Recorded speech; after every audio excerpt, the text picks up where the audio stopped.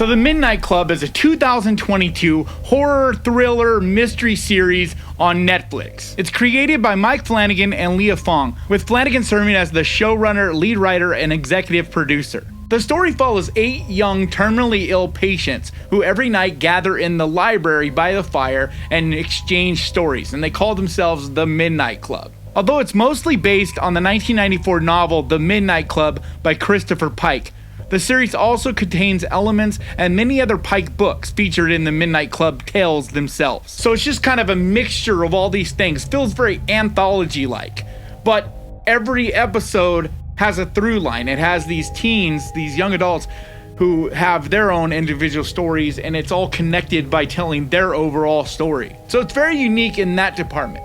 But anyway, I was able to finally check out this series. I've been wanting to see it for a long time. I'm a huge Flanagan fan, especially his series. Midnight Mass was incredible, that came out last year, and after that, it was announced that he was working on this, and I was just so excited to finally get to watch this. But with everything going on in October, all the movies I had to cover, and still wanting to do the list and do my best to just do everything that I always do, I just wasn't able to watch it. So I was finally able to watch it a couple weeks ago, but then once again, I've just been busy covering this other stuff and hadn't had a chance to do the review on it. But I finally was like, you know what, today's the day. Today I sit down and talk about this series because it really is being overlooked. I've heard some people talk about it, but not on the level that it deserves. It kind of reminds me of last year when Midnight Mass came out, because at the same time that it dropped, so did Squid Game. And you know, Squid Game exploded, so it was very much overshadowed. And this has been kind of the same thing, because right around the same time that it came out, you had all these other Halloween movies and series and all this other stuff. But I think it's really well done. I think the other reason it isn't quite blowing up like it should is because it's not quite as horror as you might think it would be. It definitely has its moments, and it's very horror based, but it also is very emotion driven. There's so much drama and character development that is just so amazing and fascinating, but it doesn't feel super horror for the most part.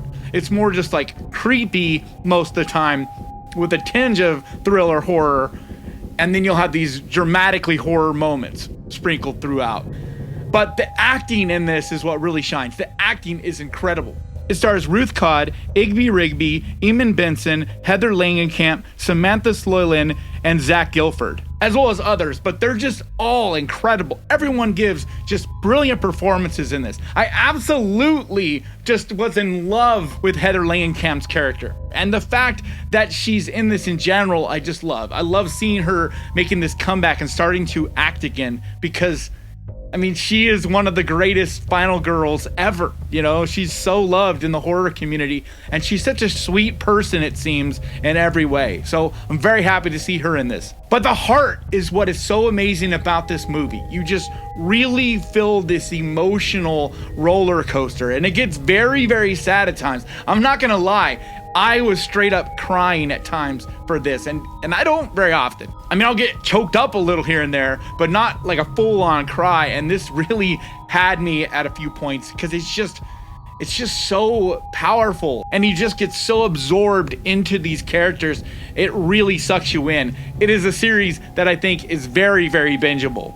But it's also a wonderfully written, well put together in every way series. It looks fantastic. The score is brilliant. The special effects are spot on, very practically done. It does have some CGI, but nothing that feels super, you know, like pulling you out of it or anything.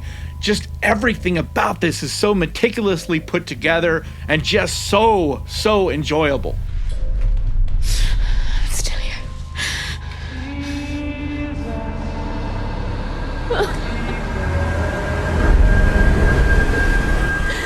I never compare series, so I'm not going to compare it against Midnight Mass or any other series that Mike Flanagan has been involved in. But he doesn't direct this, so it doesn't quite feel like other things he's been involved in. And it also wasn't completely written by him. So it just doesn't quite have that full Flanagan blanket umbrella over it. But it's still, you definitely still feel his involvement. You definitely still feel that his hands are involved in every element of it. So It's fantastic, guys. It really is. It is very much one that you should check out.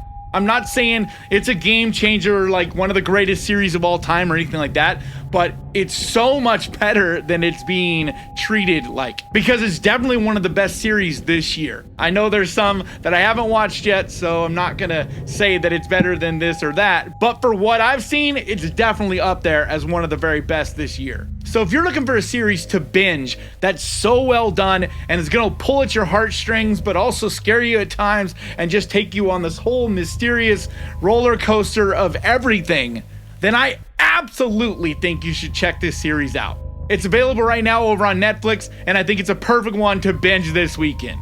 So thank you so much for watching. I want to give a huge, massive, enormous thank you to my patrons, because you guys are my heart and soul. You mean so much to me, and I would love to have more of you guys join this Ghost Pirate army. So if you're interested in finding out more about becoming a patron, the link is down in the description. And like always, thank you so much for watching. Please crush that like button, and remember guys, horror can be fun. If you enjoyed this, click right here for another recommendation, and I'll see you guys next time.